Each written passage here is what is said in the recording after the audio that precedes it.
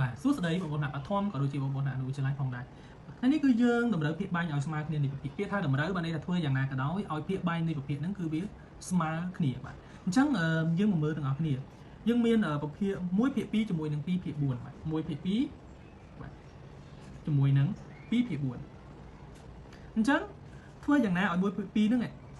មានភាគបែងទៅជា4បាទបានន័យថាយើងឃើញថាអានេះវាមានភាគបែងទៅ2បាទនេះលេខ2បាទ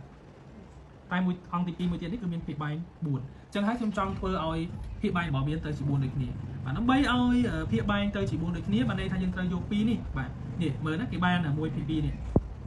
បានន័យថាយក2នេះទៅគុណនឹង2ភាគបែងវាអញ្ចឹងភាគបែងនេះទៅជា4ហើយបាទទៅជា4ហើយអញ្ចឹងបានន័យថាភាគយក1នេះបាទក៏ត្រូវតែគុណបន្ថែមនឹង2ដែរបាទអញ្ចឹងយើងឃើញថា2ភាគ4អញ្ចឹងខ្លាយភាគបែងដូចគ្នាប៉ុន្តែភាគយកក៏ដូចគ្នាដែរបាទអញ្ចឹងបងប្អូនមើលបន្ថែមតិចទៀតស្វែងយល់អំពីពហុគុណពាក្យថាពហុគុណបានន័យថាម៉េចពាក្យពហុគុណ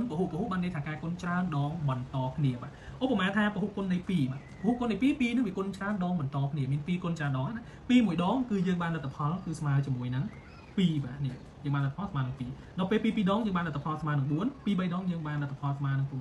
2 4ដងយើងបានលទ្ធផលស្មើនឹង8ហើយបន្តទៀតគុណឡើងច្រើនរាប់អត់អស់ហើយបាទពហុគុណរបស់វាច្រើនបាទអញ្ចឹងពហុគុណនៃ4វិញគឺមាន4ខ្លួនឯង4 2ដង8 4 3ដង12ហើយគុណឡើងបន្តទៀតប៉ុន្តែយើងសង្កេតឃើញថាមានលេខ4ដូចគ្នានៅក្នុងពហុគុណនៃ2ហ្នឹងក៏វាមានលេខ4ពហុគុណនៃ4ហ្នឹងក៏វាមានលេខ4ដូចគ្នាអញ្ចឹងអាហ្នឹងគេហៅថាជាពហុគុណរួមពាក្យថាពហុគុណរួមបានន័យថាលេខ2ក៏មានលេខ4ខាងក្រោមក៏មានអញ្ចឹងជាពហុគុណរួមបានន័យថាវាដូចគ្នាអញ្ចឹងអាហ្នឹងជាពហុគុណដែលរួមគ្នាហើយតូចបំផុតបាទអាពហុគុណរួមគ្នាតូចបំផុតនឹងហើយដែលគេយកវាទៅធ្វើជាភាគបែងរួមបានន័យថាធ្វើជាភាគបែងដូចគ្នាឧបមាថាយើងបូកនឹងកដកប្រភេទទាំងពីរណាដែលខុសគ្នាភាគបែងអញ្ចឹងយើងនឹងធ្វើភាគបែងនឹងឲ្យវាទៅជាដូចគ្នាបាទយើងធ្វើភាគបែងឲ្យដូចគ្នាអញ្ចឹងកាលណាតែយើងធ្វើភាគបែងឲ្យដូចគ្នាគឺត្រូវតែរកពហុគុណរួមរបស់វានឹងឯងបាទអញ្ចឹងបើសិនជាយើងពិបាកក្នុងការរកគឺយើងមានតែគុណបញ្ចូលគ្នាហ្មងយកភាគបែងទាំងពីរហ្នឹងគឺគុណបញ្ចូលគ្នាតែម្ដងបាទ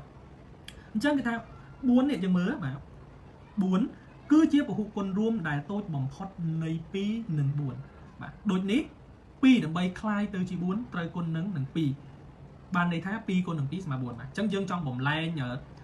ភាគបែងនឹងពី2ទៅជា4បាទគឺយើងត្រូវតែយកវាទៅគុណយ៉ាងណាក៏ដោយបន្ថែមវាគុណយ៉ាងណាក៏ដោយវាคลายជា4បានន័យថាយើងគុណនឹង2ទៅបាទអញ្ចឹងយើងคลายទៅធ្វើប្រភេទ1ភាគ2នេះបាទតាមប្រភេទ1ភាគ2ដែលយើងចង់បានឲ្យវាភាគបែងរបស់2នេះឲ្យคลายទៅជា4នេះអញ្ចឹងបានន័យថាត្រូវយក2នឹងគុណ2អញ្ចឹងយើងបានភាគបែងដូចគ្នាហើយបាទអញ្ចឹងវីដេអូនេះ